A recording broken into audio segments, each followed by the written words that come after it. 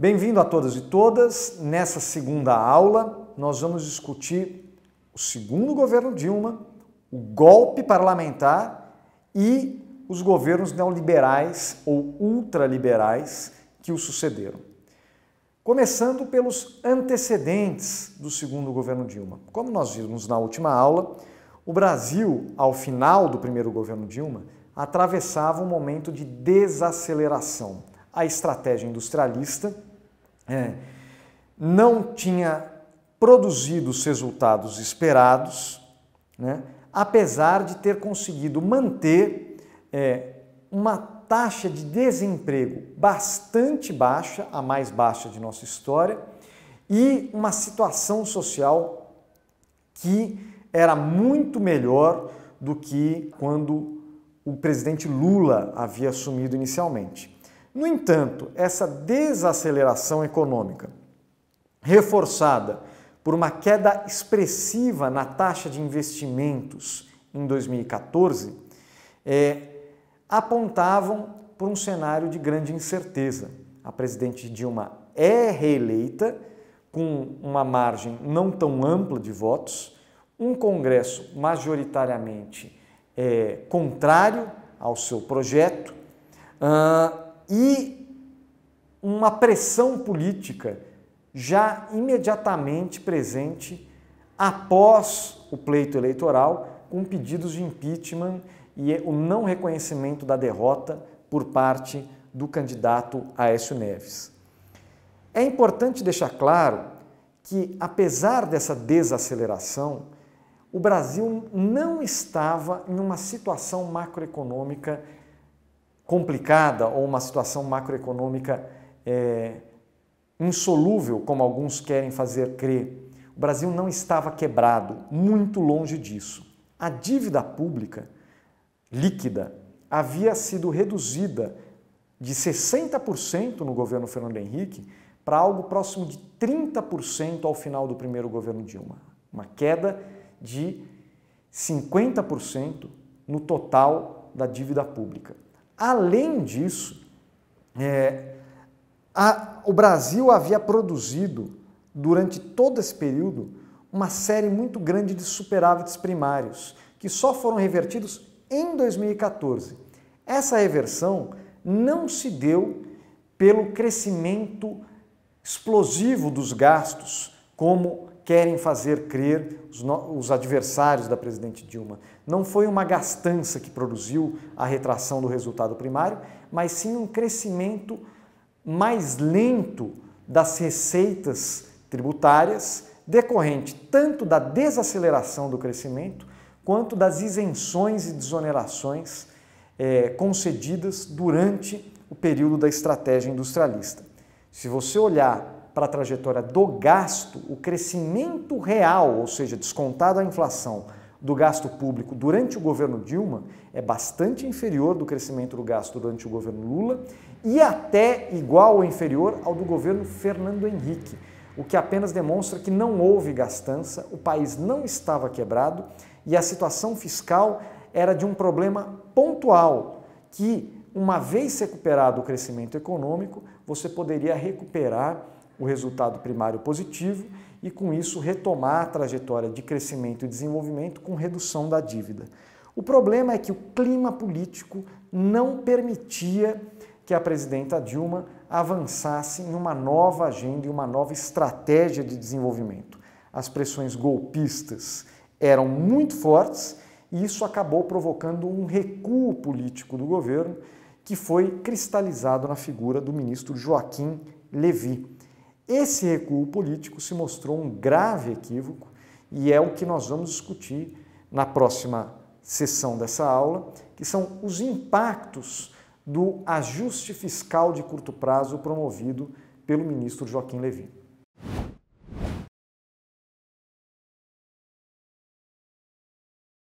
O ministro Joaquim Levy assume o Ministério da Fazenda em 2015 em um cenário de uma economia estagnada. O Brasil havia crescido muito pouco em 2014 e os investimentos eram que puxavam a economia para baixo, ou seja, houve uma queda dos investimentos em 2014. Nesse cenário de uma economia estagnada, o ministro decide adotar uma série de choques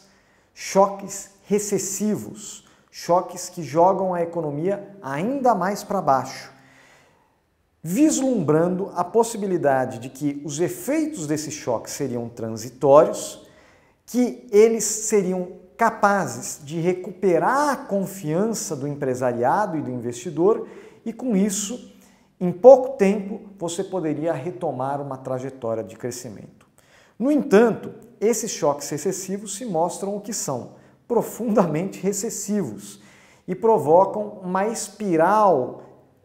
deflacionária, uma espiral recessiva que dura até 2016.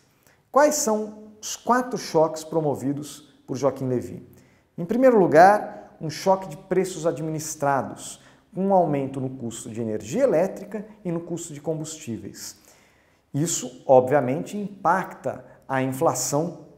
que sobe rapidamente, também influenciada pelo segundo choque, que é o choque de câmbio. O governo retira todos os controles sobre a taxa de câmbio e permite que o câmbio se desvalorize rapidamente. Então, a soma do aumento dos preços administrados com a desvalorização cambial promove um aumento expressivo da inflação, que é combatido pelo Banco Central com um terceiro choque, o choque de taxa de juros, que sobe rapidamente, encarecendo o custo do crédito e reduzindo as expectativas de rentabilidade dos investidores produtivos. E para complementar, houve um quarto choque, um choque fiscal, baseado na redução dos investimentos públicos no período. Essa combinação de 4 choques fez com que a inflação aumentasse e o crescimento se retraísse. Obviamente, havia uma expectativa inicial do governo de que esse cenário seria transitório e seria rapidamente revertido já no segundo semestre de 2015 para uma inflação dentro dos limites da meta e para uma retomada do crescimento econômico. No entanto, em um cenário externo desafiador, né, com queda do preço internacional das commodities, com aumento da taxa de juros norte-americana, ao mesmo tempo, um cenário político interno de profunda crise, com o fortalecimento do golpismo, o avanço da Lava Jato, a destruição de diversos setores empresariais brasileiros, combinado a uma política de ajuste de choques excessivos, promoveu um quadro onde a economia brasileira entra em crise e só vai conseguir se recuperar ou sair desse momento recessivo ao final de 2016. Obviamente que esse cenário de crise abala o apoio político ao governo da presidenta Dilma, que havia sido eleita com um slogan prometendo mais mudanças, mais avanços, mas ela não consegue chegar a implementar isso porque ela é impedida de governar pela crise política e institucional e a crise econômica limita as possibilidades de ação do governo. Então, o ajuste recessivo de curto prazo promovido pelo ministro Joaquim Levy se prova um fracasso, enfraquece o governo e pavimenta o caminho tanto para o golpe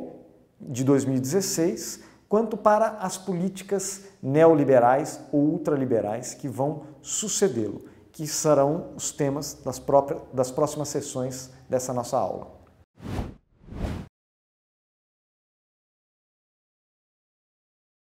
Uma vez aplicado o golpe na presidenta Dilma e assumindo o governo o presidente Michel Temer, você atravessa um momento de mudança na estratégia. Ao invés de tentar um ajuste fiscal de curto prazo para retomar em seguida uma estratégia de desenvolvimento econômico inclusiva, que era a tática adotada pela presidenta Dilma no seu segundo mandato, a estratégia aqui era o avesso disso.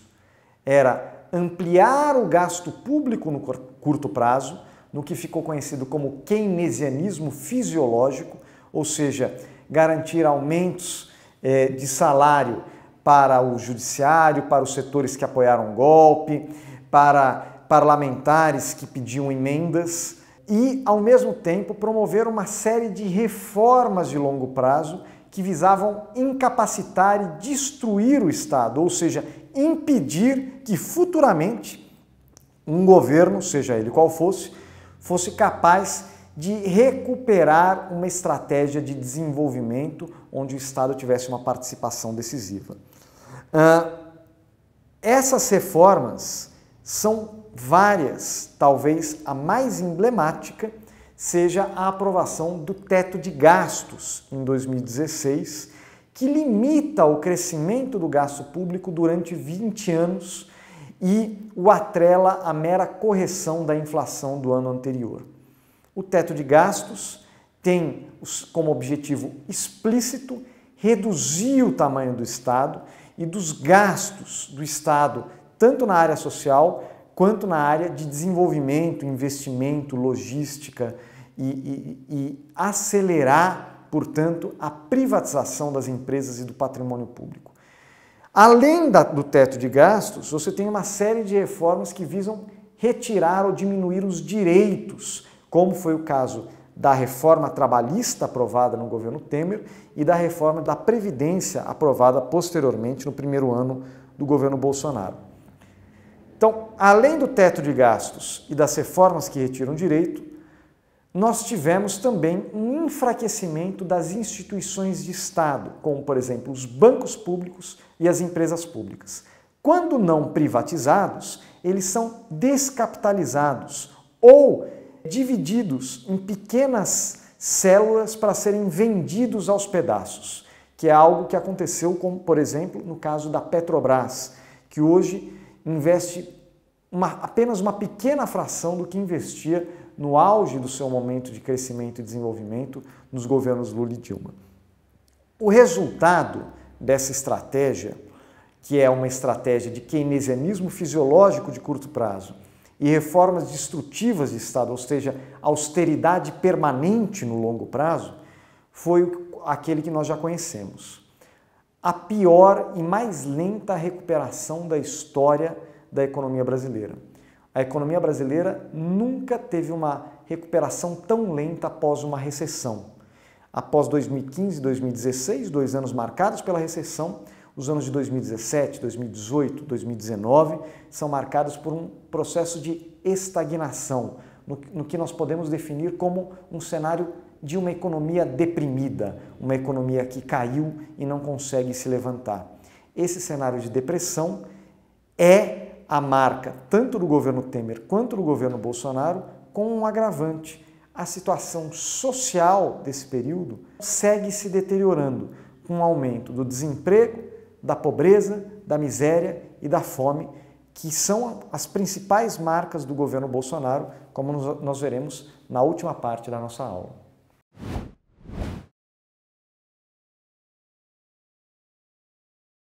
Nessa última parte da nossa aula, nós vamos discutir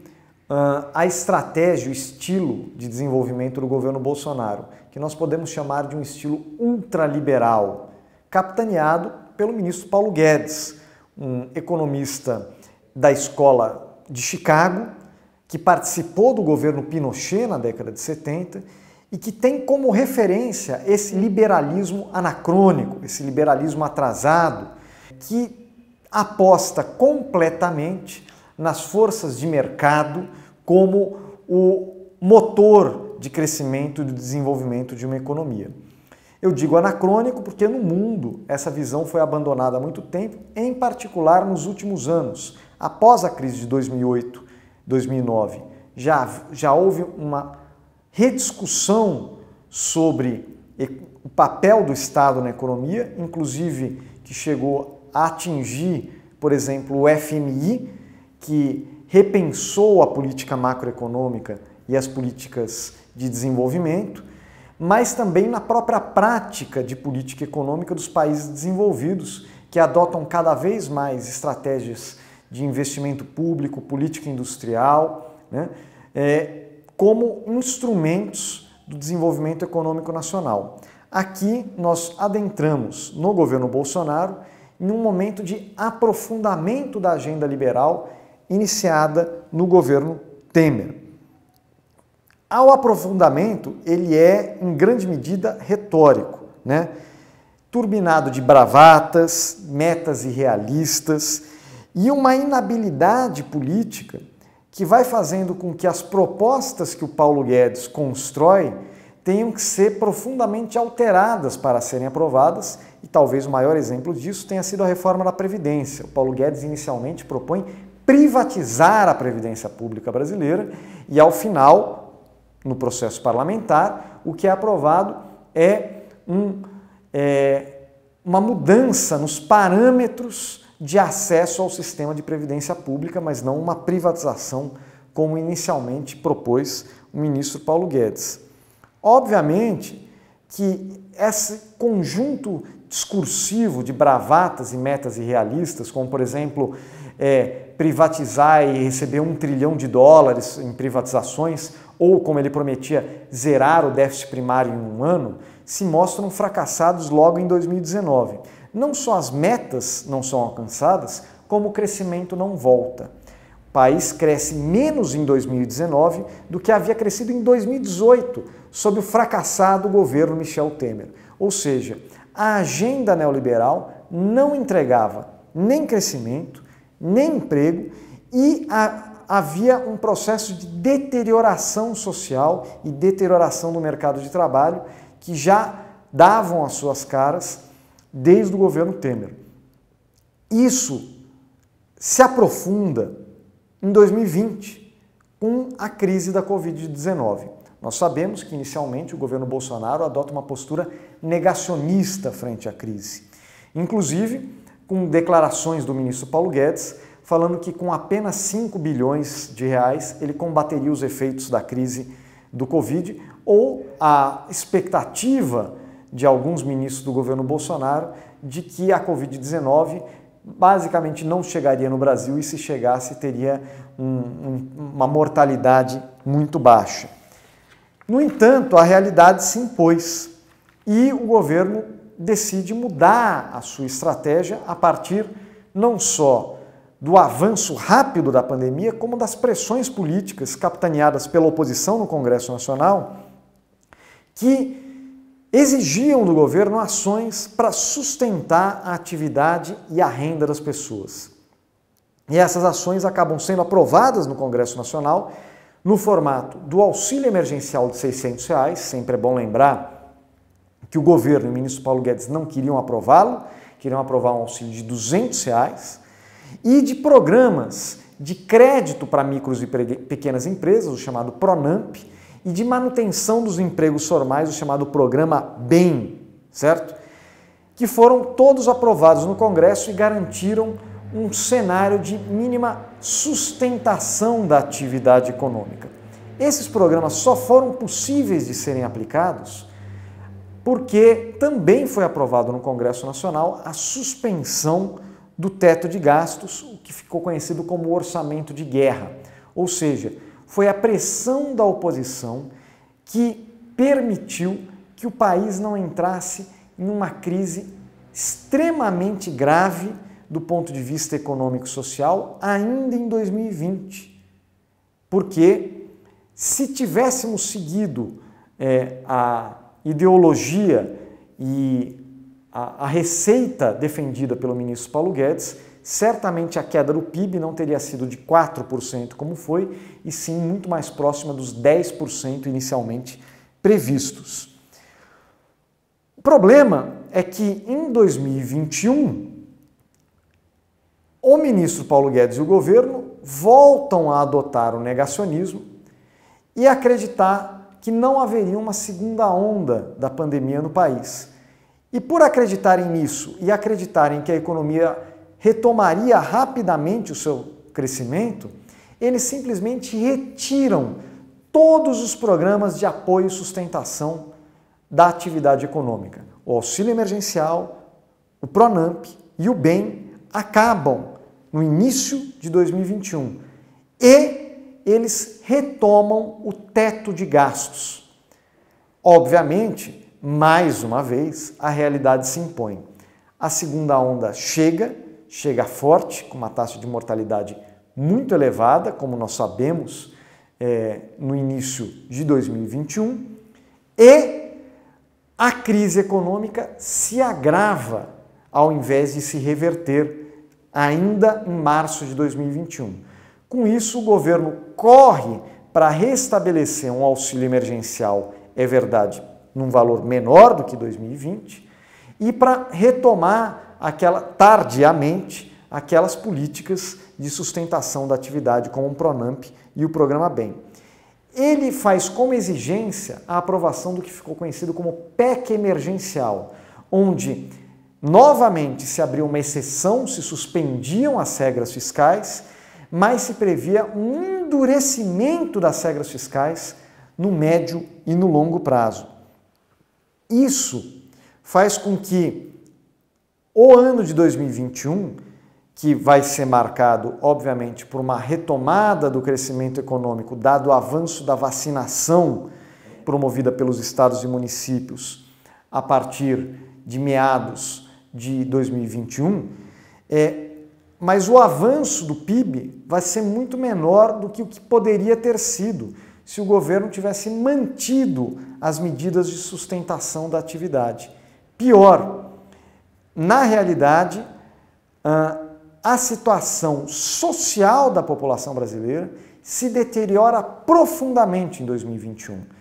com a volta da fome, da pobreza, da miséria, também impulsionadas por outro fator gravíssimo, que é o aumento da inflação, a carestia, que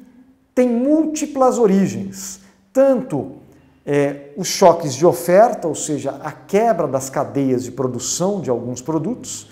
quanto a forte desvalorização cambial, que é verificada no Brasil em 2021, quanto problemas já mais de longo prazo, como, por exemplo, o desmonte das cadeias de regulação, dos estoques reguladores da agricultura e a política de preços da Petrobras, que é herdada do governo Temer, mas que o governo Bolsonaro não altera e continua atrelada aos preços internacionais do petróleo e à taxa de câmbio.